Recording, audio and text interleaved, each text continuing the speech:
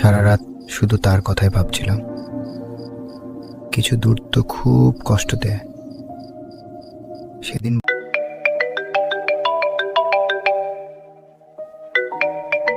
আমি বারবার ফোন করছিলাম, কিন্তু সে আর ফোন ধরছিল না।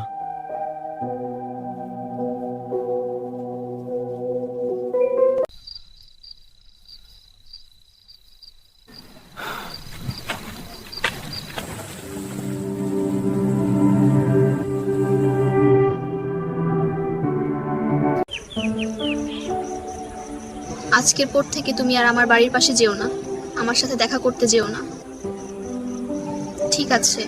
আর যাবো না। আর যেটা কিন্তু কাছে না করো। ঠিক আছে, সে বলেছিল আজকের পর থেকে আমার সাথে কথা বলো না, আর আমার বাড়ির আশেপাশেও এও না। সেদিন রাতেই ঠিক করেছিলাম আর কখনো তার সাথে কথা বলবো না। এই মশাইকে জিষ্টরণের বাবা থাকা সাজেট করা থাকো গীতা বিয়েশির কেমন স্থান নিয়ে গিতর জলদি দেখো, ওর বাসাতে দেখে।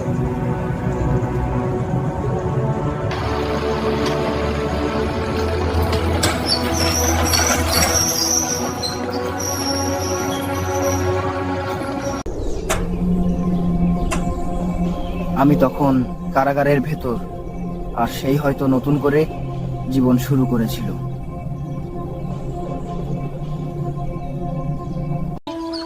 অনেকদিন পরে দেখলাম তোকে। ঠিক আছিস? ঠিক আছে। বন্ধ, তুই কি জানিস তো পছন্দের মানুষ এখন অন্য কারো?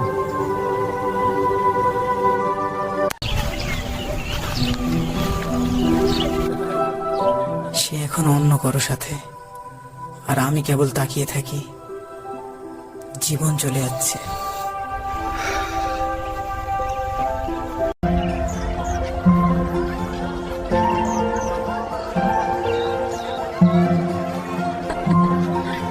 তুমি ভালো তো?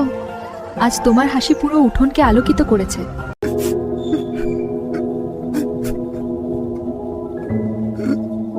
রাতের নিঃশব্দে আমি কেবল কাঁদছি, করো চোখে পড়তে না পারে। ভালো, আমি বুঝতে পারলাম। কিছু মনে করব না, আর কোনো কিছু রাখতে পারি না।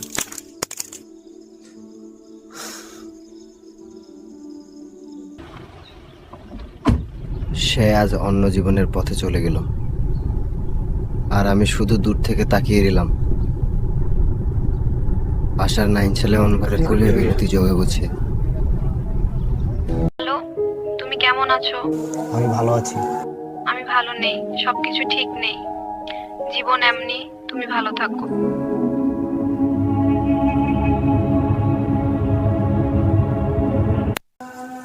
কখনো কখনো ফিরে আসতেই হয়।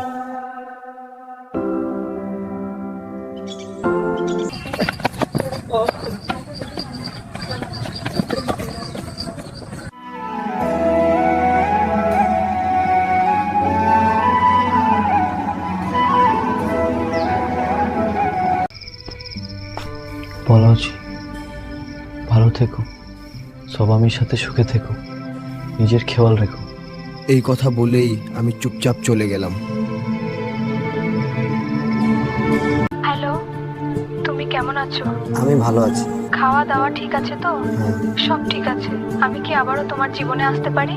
না, আমি এখন অনেক সুখে আছি।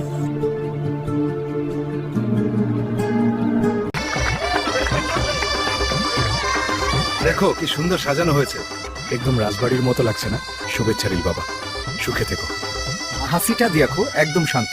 জীবনটা হোক আলোয় ভরা, দুজনের জন্য শুভকামনা। চুমা, খবরটা শুনেছিস? ইব্রাহিম আজ সকালে বিয়ে করেছে, পাশের গ্রামের মেয়েটা। সবাই বলছে অনেক ধুমধাম হয়েছে।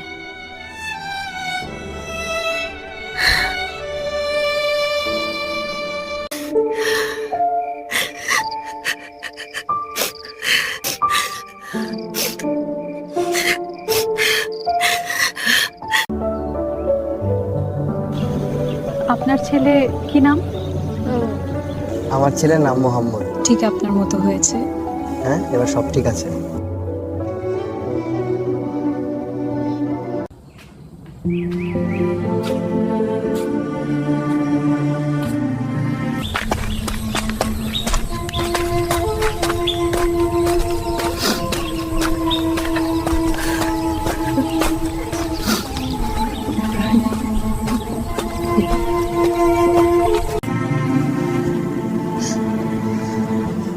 না সুখে আছে।